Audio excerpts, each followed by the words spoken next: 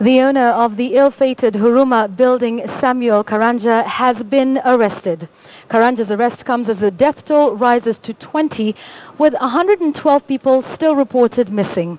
And as our reporter Timothy Otieno now tells us, those affected grapple with the painful reality of their dwindling hopes 72 hours after the tragedy. 22-year-old Jennifer Mwasi looks on desperately as the heavy machinery continues drilling at the site of the collapsed building where the young lady used to live on the 5th floor of the premise. Close to her side is this black paper bag that contains the only material items she has left with her, a belt and a pair of shoes. She recalls vividly having arrived at her house shortly before 9 p.m. Friday evening, picked up a sweater and went out to buy supper at a nearby shop. It is then that the building collapsed. It would be a tragedy that would leave her both speechless and homeless. And for her, she knows where to direct the finger of blame. The only person which I can blame the Kenya Construction Authority. Hao ndo walipeana ruhusa hii nyumba ijengwe. Na waka-approve huo mtu hiyo nyumba inaweza jengwa wapi? Mbona wakuja saa zenye building imecorrupt? Yeah, they should be here waone hii nyumba. So if the person to be blamed is them. Hours after the collapse, a seemingly endless line of members of the National Youth Service, accompanied by the Kenya Defence Forces, continue to stream in and drill, determined to ensure up to the last man, woman and child is rescued. But as the hours grow longer and longer, so does the glimmer of hope continue to subside for both the rescuers and residents here. But it will take more time. We cannot say the operation will take 1 or 2 days. It will take more days because of what is involved. We are trying to find and see whether they can rescue people alive.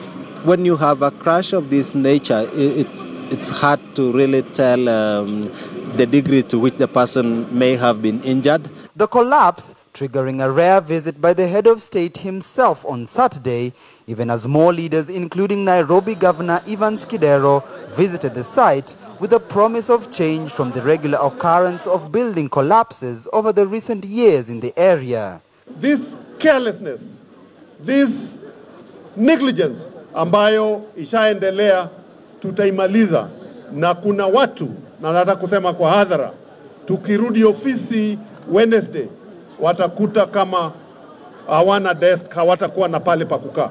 The leadership here blaming the politicians for rejecting the demolition of earmarked buildings, as according to them, members of parliament seek and often get court injunctions to stop the destruction. Nyumba zivunjwe, mambo ya kotini baadaye. Sasa mambo ya kotini baadaye. Kotini tutaenda tuweke bond, lakini maisha ya mwananchi hatuwezi weka bond. 5 billion from the national government, I sit in the National Assembly, was put aside for emergency, 5 million for El Nino. Nairobi County has not received even 1 shilling of that 5 billion. Where is that 5 billion for El Nino money, and why has Nairobi County not been given that money? This latest incident drawing sharp attention to the National Construction Authority as well as the City County's Inspectorate Unit. For a building to be declared safe for living, then the owner must first come up with a design certified by his or her architect. Then those plans should be forwarded to the National Construction Authority as well as the Nairobi City County.